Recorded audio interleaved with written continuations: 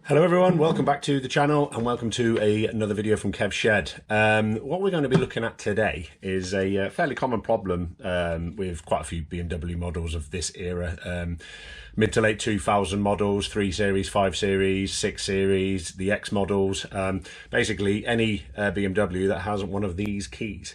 Problem is with this key is the buttons are totally non-responsive, so the most likely culprit in this instance is the battery inside the key. The battery on these is actually soldered onto the little circuit board, which is contained within this case.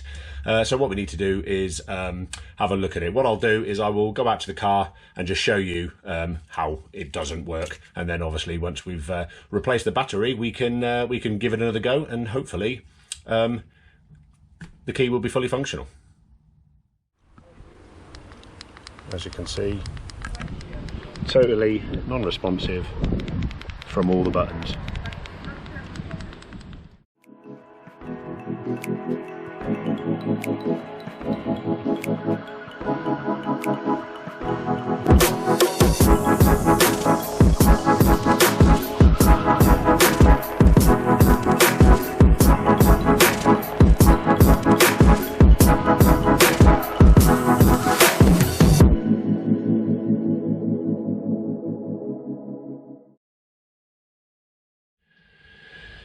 Okay, so what we're going to do is we're going to carry out a replacement of the battery on this key fob, which will hopefully bring this key back to life. What I'm going to do with this particular key is I'm going to also replace the case. Now the reason for that is because to get these apart is quite destructive. They're not really designed to come apart once they're together, the factory keys. So I'm going to replace it with a brand new case, and these are really cheap anyway. I'll leave links to this below, so you can go and have a look at them yourself. That will be an affiliate link, so please bear that in mind. And secondly, a battery. Now the battery itself is, as I said before, a soldered on unit and is not replaceable in the conventional manner. And as you can see, there's two little legs that will be soldered to the board once we delve into it. Again, I will leave a link to that below. Now, one thing to point out is there's two types of keys for this era of BMW. The later models had a replaceable key with a little cover on the back here. What I'll do is I'll put a picture up now so you can see what it looks like. But as you can see, this one doesn't have that. We actually need to split the cases. So what I'm going to do is I'll use my trusty knife and I'll split the case, and then I'll bring you back once we've got it open. Okay, so what I've done here is, obviously once you take this key blade out, we'll keep that to one side. Using my knife, I've sliced down the side of the case, and then with my little screwdriver I should just be able to now pry it apart and pop the two parts apart.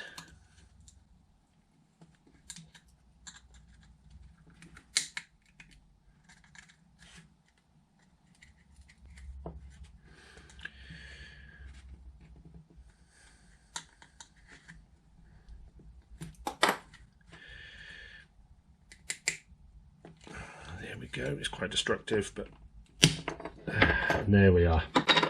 Right, there's the two parts apart, and here is the little board, and there is the battery, as you can see. Now if you look at the little board, you've got 3 micro switches on it as well. These little micro switches do actually like to fail as well. I believe that these work. I've got no reason to believe that they don't, so I'm not going to do anything with them right now. I'm going to leave them as they are. We're just going to concentrate on the battery itself. So what I'll do is I will set up my little helping hand here, because what we need to do is desolder these 2 points here. Just there. If we desolder them two, the battery will be easily removed. So I'll get the soldering iron fired up, and we can get amongst it. Okay, so what we need to do is we need to desolder these two points here. What I've got is I've got some no clean wick, which you can use to wick away the solder, but I've also got a solder pump, which basically you use it as it's like a vacuum, goes and then sucks up the solder as you melt it. So that's probably the option I'm going to go for. So hopefully you'll be able to see what I'm doing. And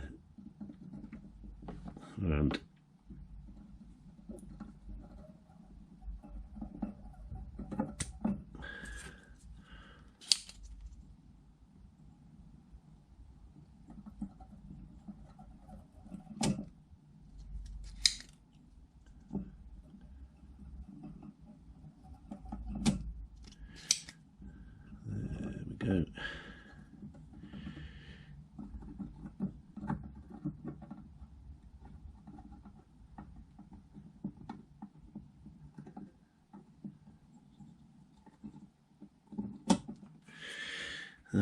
That looks like one of them quite clean.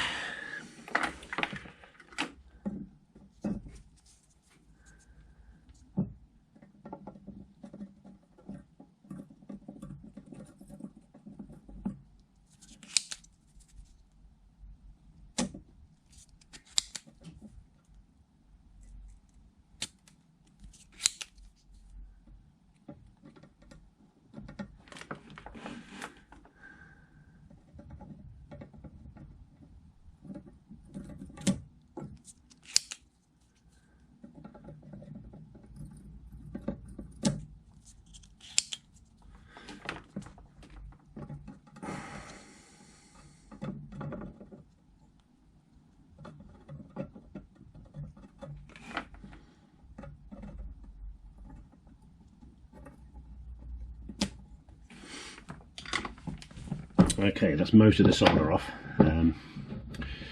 Hopefully what we'll be able to do now is gently remove the battery.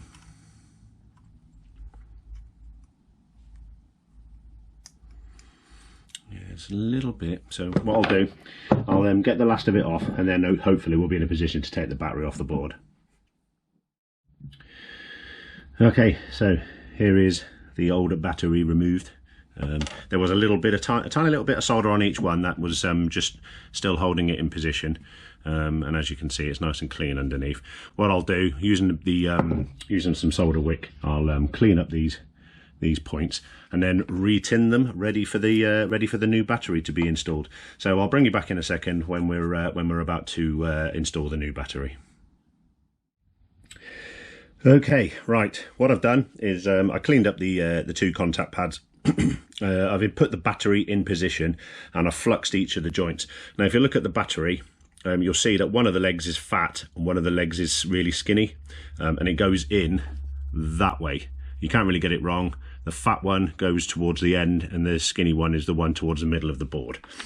Okay, as I said, I've pre-fluxed both of the joints, so with a little bit of solder, all we got to do now is solder it in place,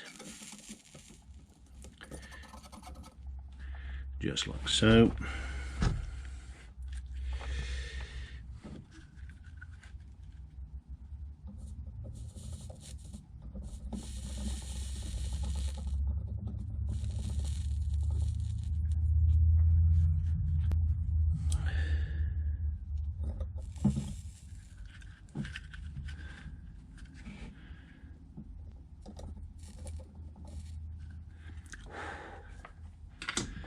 And then let it cool, and they both look like decent joints. What I'll do is I'll give them a clean up, get rid of the flux, and then hopefully we should be all good. And then what we can do is take it out to the car and give it a test before we put it into the case. Okay, so I've cleaned all the excess flux off, and as you can see, the joints look quite nice, nice and neat. I'm not too unhappy with those. It's not my best work by any stretch of the imagination, but it's they look like good joints. So what we need to do is obviously go out to the car. So next step, let's go out to the car and make sure that the key operates before we put it into the replacement case. So, moment of truth. Will the key work? Now it's got a new battery on. So unlock. There we go. Lock. And this one is to pop the boot. So we need to unlock the car and then come to the back of the car and make sure that the boot pops. There we go. And lock. Okay, so we've determined that the key is now fully operational. So the battery fault, the battery was obviously at fault. This particular key hadn't been used for quite some time. It was actually in my spare, and I didn't realise it didn't work until I needed to use it. So obviously, what we've done here is going to fix the problem.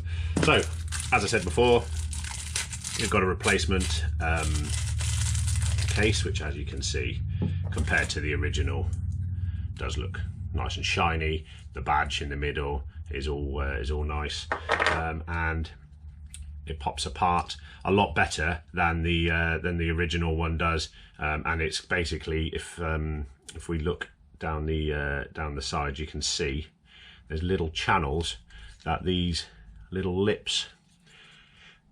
Hopefully you can see that there's little clip lips that will go into these channels on the corresponding key, which the other one doesn't have. I believe the original is actually bonded together, hence the need to cut it apart.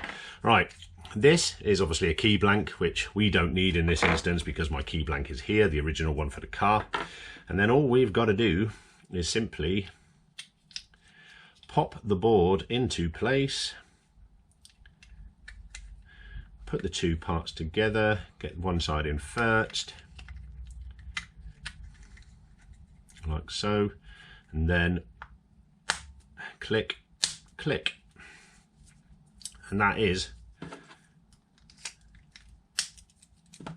the key. Brand spanking new key, all fully functional. Happy days. Right. What I do need to do with my other key, I do have another key which has an issue, and the problem that I've got with that is that the lock button doesn't work. Hence the reason why I needed to use my my spare, only to find that it didn't work. But what I'll do is I'll do a separate video for that, because that's a micro switch replacement. I'll make that a separate video, and I will link that in the description. And also up here, there'll be a card in the corner. Top corner up there, I believe it will be. Go and check that out if that's what you want to look at. Anyway, thank you very much, guys, for stopping by. Hope you found this video useful. Please give the video a thumbs up, because it does help my channel. Subscribe if you want to, and I hope to see you all again for the very next video. Take care. Bye bye now.